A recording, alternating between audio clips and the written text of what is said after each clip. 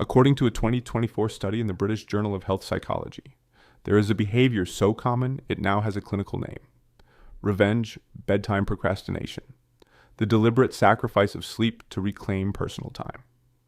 And if you are watching this, you already know exactly what that feels like, because it is 1:47 in the morning. You're not doing anything important. You're scrolling through videos you have already seen, reading threads that do not matter, watching a show you stopped paying attention to 20 minutes ago. You're not even enjoying it, but you will not stop. And here's the part no one talks about. You're not tired, you are not wired, you are free.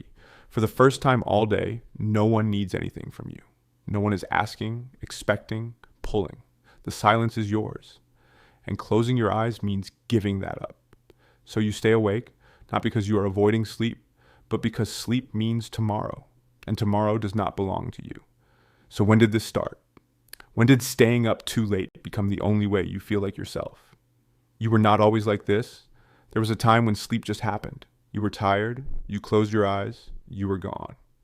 But somewhere along the way, your day stopped being yours.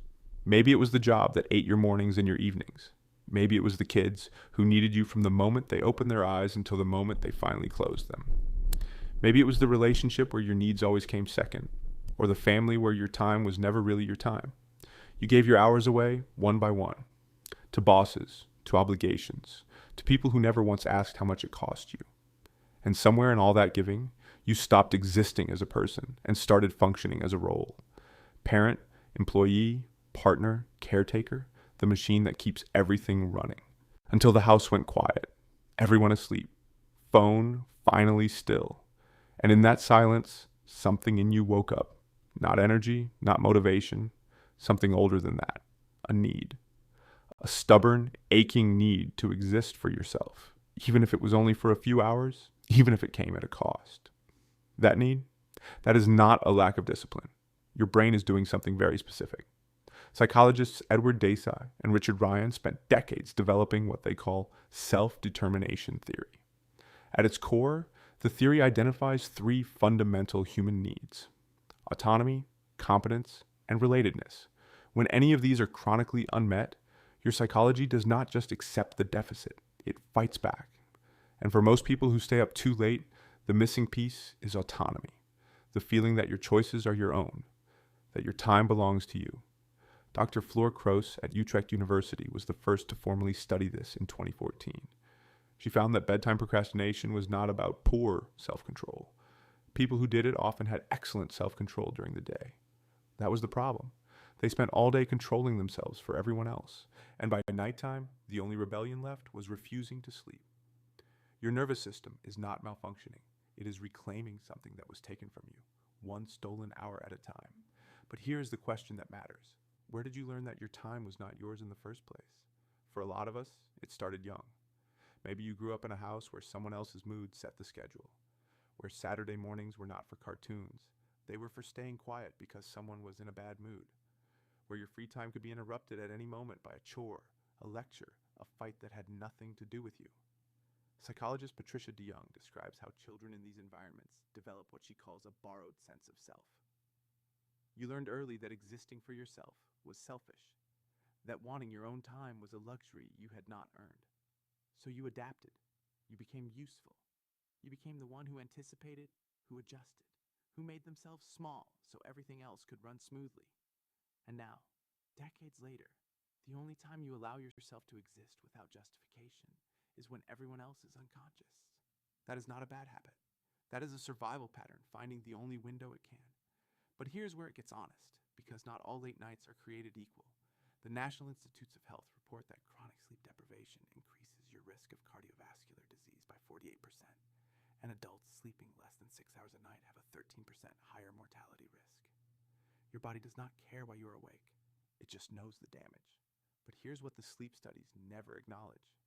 Being chronically depleted of autonomy is also destroying you. A 2023 meta-analysis in the Journal of Occupational Health Psychology found that lack of job autonomy predicted burnout, anxiety, and depression with the same statistical reliability as workload. So the question is not just about sleep. It is about the thing that is stealing your sleep, which is the same thing that is stealing your day. So how do you know the difference between someone who is being reckless and someone who is surviving? It comes down to one thing. Are you staying up because you are running from something?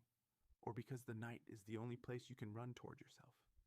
If you stay up and feel guilty, that is conditioning. If you stay up and feel like you can finally breathe, that is data. Here's something people do not realize about night owls who are not really night owls. You have developed an extraordinary sensitivity to when your autonomy is being violated. That coworker who schedules a meeting for something that could have been an email, you felt the invasion before you could name it. That family member who volunteers your time without asking. Your body registered the theft before your brain processed the words. That partner who fills every shared silence with their needs. You felt yourself disappearing in real time. A 2022 study in personality and individual differences found that people with high autonomy sensitivity showed increased cortisol reactivity to even minor autonomy threats. Your body literally has a stress response to being controlled. You're not overreacting, you are overdetecting. And at night, when the detecting finally stops, you do not want to let go of the quiet. So no, you're not lazy, you're not irresponsible, you are not bad at time management. You are someone who has been giving pieces of themselves away all day, and the night is where you try to find what is left. There's a word for what society calls you. They say you are undisciplined, careless, a night owl with no self-control. But those labels assume the problem is you. That if you just tried harder, went to bed earlier, followed the routine, everything would be fine.